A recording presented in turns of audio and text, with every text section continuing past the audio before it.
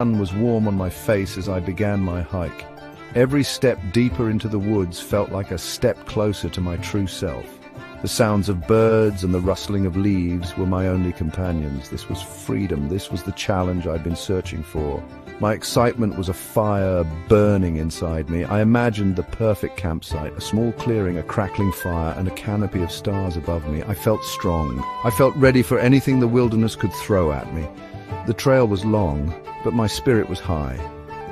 I pushed past tangled roots and climbed over mossy rocks, my boots crunching on the forest floor. The scent of pine and damp earth filled my lungs. This was where I belonged.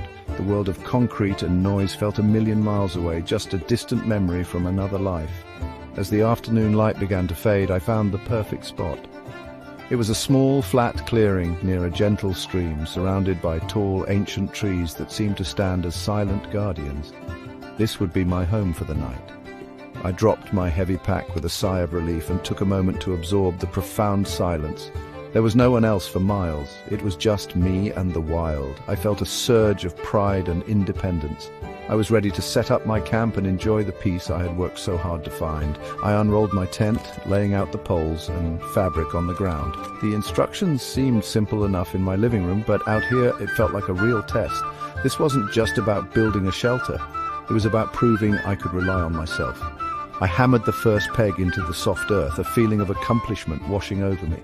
The sun was beginning to set, painting the sky in beautiful shades of orange and purple. I took a deep breath, feeling calm and in control. Little did I know the real test was just about to begin. Suddenly the mood of the forest shifted. A cold wind began to whip through the trees, making them groan and sway. The beautiful sunset colors were quickly swallowed by dark, angry-looking clouds that rolled in from the west. The temperature dropped, and a shiver ran down my spine that had nothing to do with the cold. The birds fell silent. The air grew heavy and thick with the smell of rain. I knew I had to act fast. The calm, peaceful evening I had imagined was quickly turning into a battle for survival.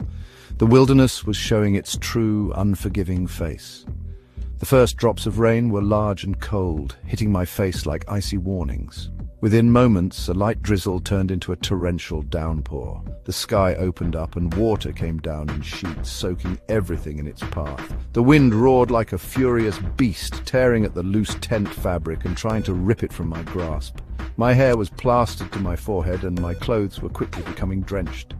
The gentle stream nearby was already starting to swell, its quiet babble turning into an angry rush. I was completely exposed to the elements. Panic started to creep into the edges of my mind. It would have been easy to give up, to pack my wet gear and try to hike back in the dark.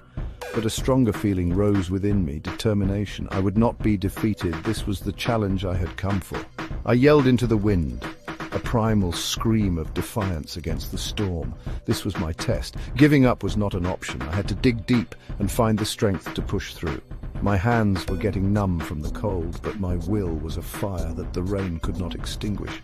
The wind was a physical force, pushing against me as I struggled with the tent poles.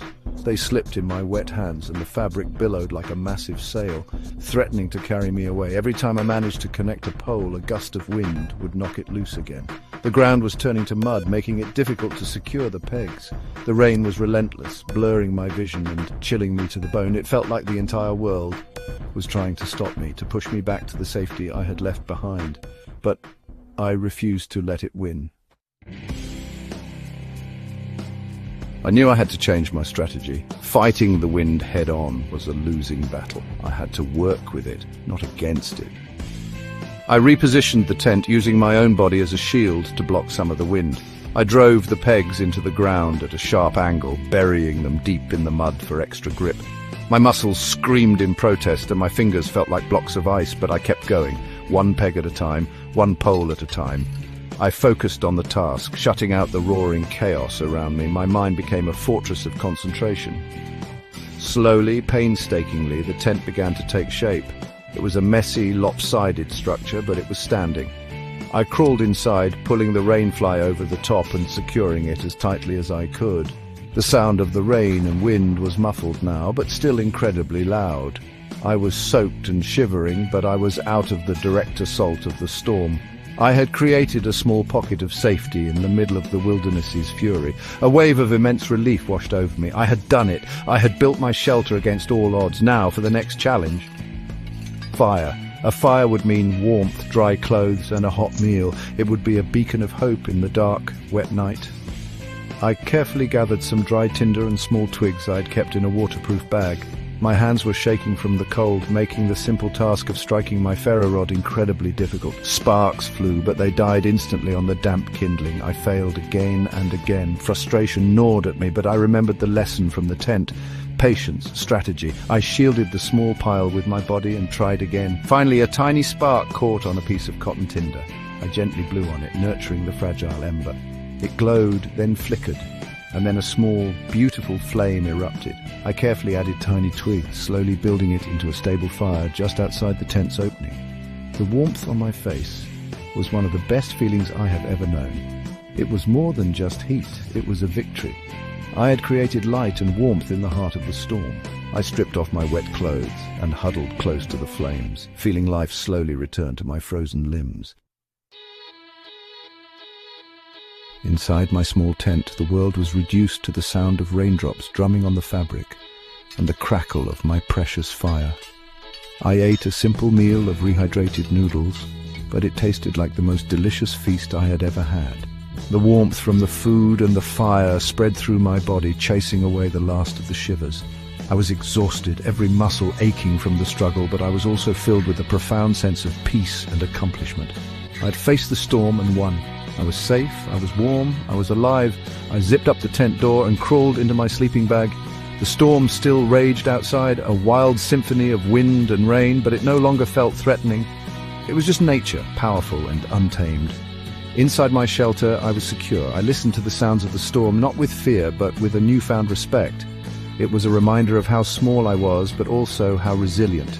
I had faced the worst of it and carved out my own survival. My eyelids grew heavy, and I drifted off to sleep, rocked by the lullaby of the wild. I awoke to silence. The rain had stopped. I unzipped the tent and was greeted by a world reborn. The air was clean and fresh, and the morning sun was breaking through the clouds, sending golden rays of light through the misty forest. Everything was glistening with raindrops, sparkling like a million tiny diamonds. The storm had passed, leaving behind a world that felt calm and pure.